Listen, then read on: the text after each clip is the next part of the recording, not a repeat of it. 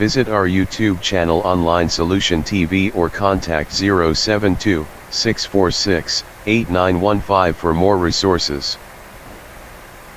1 PAGE Essay Questions and Answers in the Parliament of Owls. 1. Discuss how Adiposidane has addressed oppression in the play Parliament of Owls. 2. The Parliament of Owls is a play that centers around misuse of power that exists and can be comparable to the state of affairs in post-independent Africa. Discuss. 20 marks. 3 leaders will use betrayal to ensure they remain in power. Using the characters in the Parliament of Owls, discuss the validity of the above statement. 20 marks.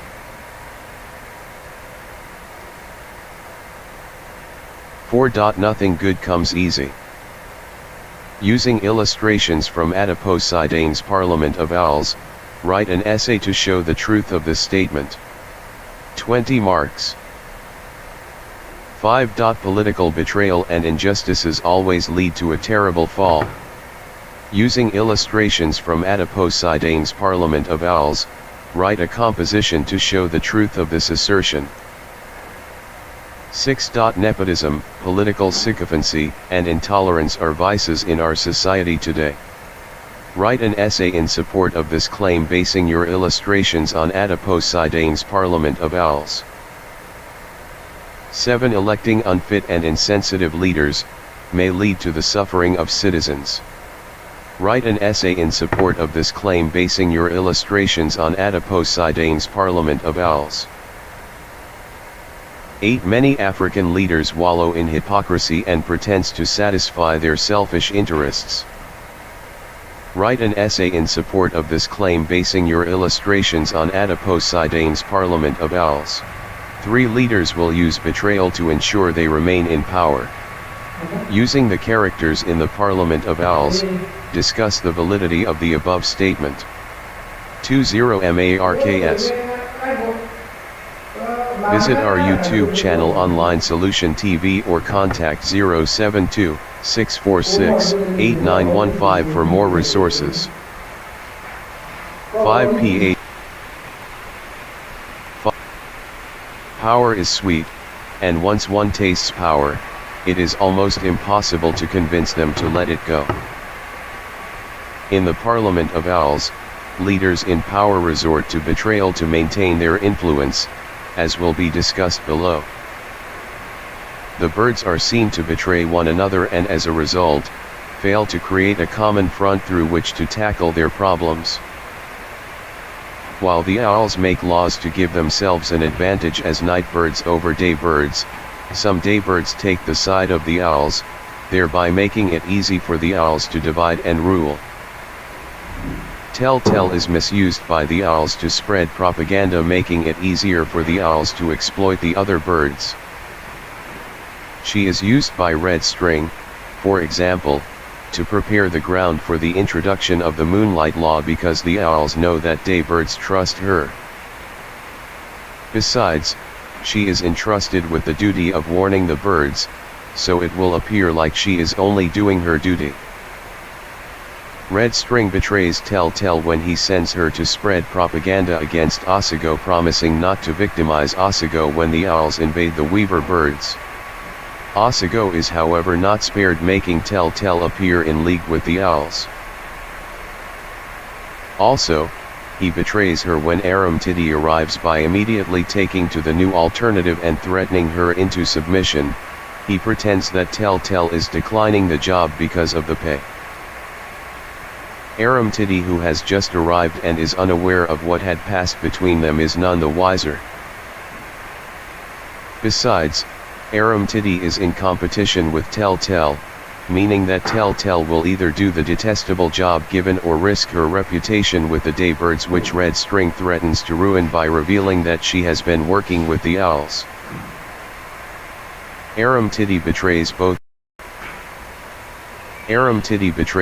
Telltale and his fellow daybirds. He sets up a plan to take care of Telltale in order to remove competition for the job of propagandist for the Parliament of Owls by suggesting that hammering be outlawed. This will make Telltale jobless. He also suggests that a hammering tax be introduced and Telltale be arrested. He does all this to get her out of the way. He agrees to confuse the daybirds into accepting the moonlight law if they do not get convinced. Aram Titty also agrees to be bribed with a rat every night served with delicious soup at the royal trees, 18, in order to turn against his fellow daybirds. Other daybirds betray Oyandi too. One daybird accuses Oyandi of making all daybirds appear enemies of the owls and leaves. Akongarayo suggests that the bird is heading to inform Moneybags, which prompts Oyandi to visit Aru. Send Feathered Beak after him. Straight-Eyed also betrays the daybirds after sticking with them for so long when he is offered an appointment by Royal Owl. Royal Owl betrays his subjects by not working to their expectation despite the subjects giving him power to do so. Instead, he turns against them by giving more advantages to the owls. He also fails to run the kingdom justly by no checking those he appoints to rule on his behalf. On many occasions, he is also part of the machinery that directly takes advantage of his subjects. He is quite aware of the murder of Aram Titty. He calls for celebration at his graveside when he is killed and, in fact, goes through the farce of a posthumous crowning of one who has been murdered. Similarly, he takes advantage of Oyandi to kill dissent.